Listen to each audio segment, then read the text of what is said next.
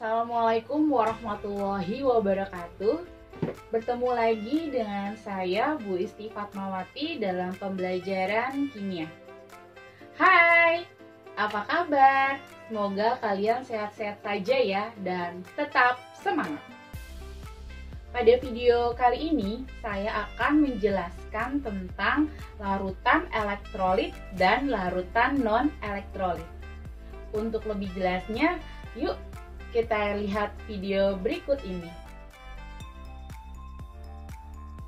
Larutan elektrolit dan non-elektrolit.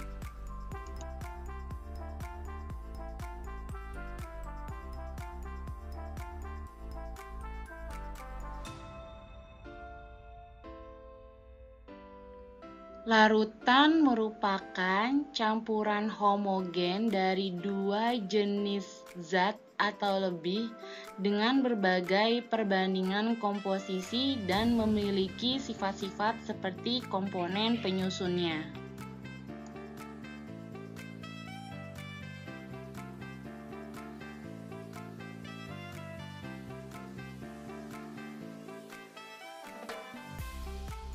Berdasarkan daya hantar listrik suatu larutan terbagi menjadi larutan elektrolit dan larutan non-elektrolit.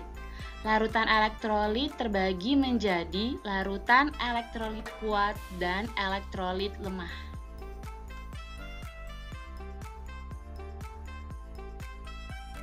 Berdasarkan teori ion Arrhenius, larutan elektrolit dapat menghantarkan listrik karena mengandung ion-ion yang dapat bergerak bebas, seperti senyawa NaCl yang jika terionisasi akan menghasilkan ion Na+ dan Cl-.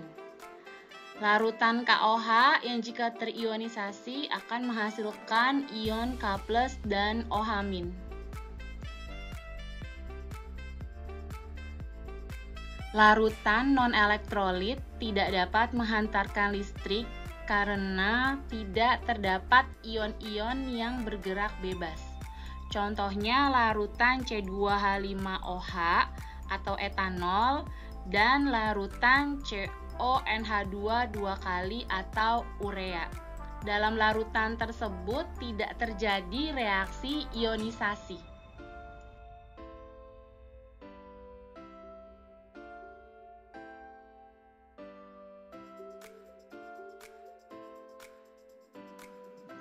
Dapat diperhatikan pada gambar berikut. Di dalam larutannya, senyawa elektrolit NaCl terurai menjadi ion Na+ dan Cl-.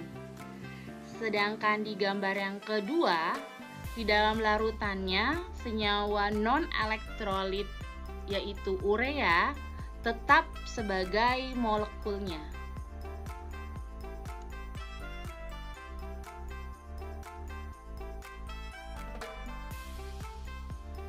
Berdasarkan jenis ikatannya, larutan elektrolit berasal dari senyawa ion dan senyawa kovalen.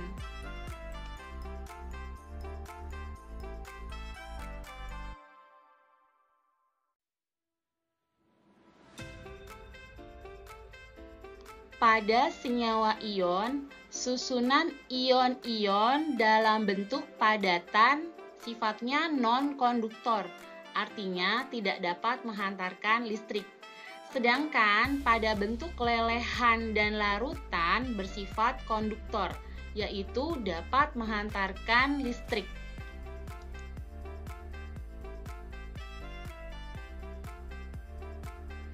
Pada senyawa kovalen terbagi menjadi dua, ada kovalen polar, ada kovalen non-polar.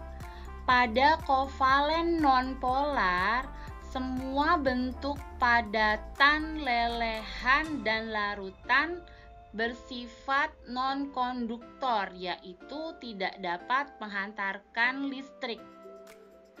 Sedangkan pada kovalen polar, bentuk padatan dan lelehannya juga bersifat non-konduktor dan hanya yang bentuk larutan bersifat konduktor, yaitu dapat menghantarkan listrik.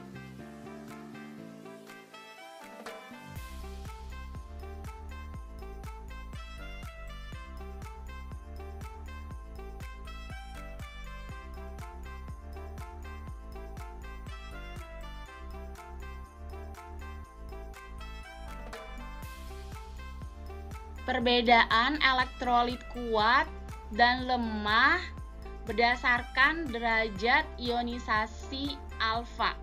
Derajat ionisasi alfa merupakan perbandingan antara jumlah zat yang mengion dengan jumlah zat yang dilarutkan. Pada elektrolit kuat, sebagian besar atau semua molekulnya terionisasi, sehingga alfa mendekati sama dengan 1. Lalu, elektrolit lemah hanya sedikit molekulnya yang terionisasi atau hanya sebagian, sehingga alfanya mendekati 0. Sedangkan larutan non-elektrolit tidak ada molekul yang terionisasi dan alfanya sama dengan 0.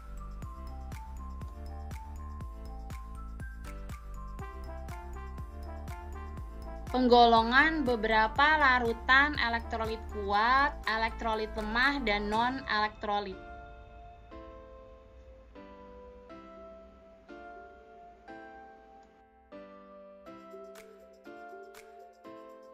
Gambar berikut merupakan alat uji daya hantar listrik untuk mengetahui suatu larutan bersifat elektrolit atau non-elektrolit, yaitu dapat diketahui dari nyala atau tidak nyala lampu dan ada atau tidak adanya gelembung pada elektroda.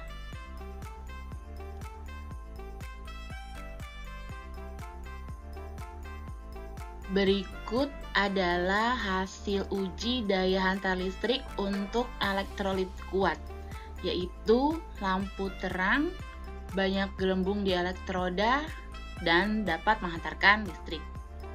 Lalu uji daya hantar listrik untuk larutan elektrolit lemah, yaitu lampu redup, sedikit gelembung di elektroda, dan menghantarkan listrik.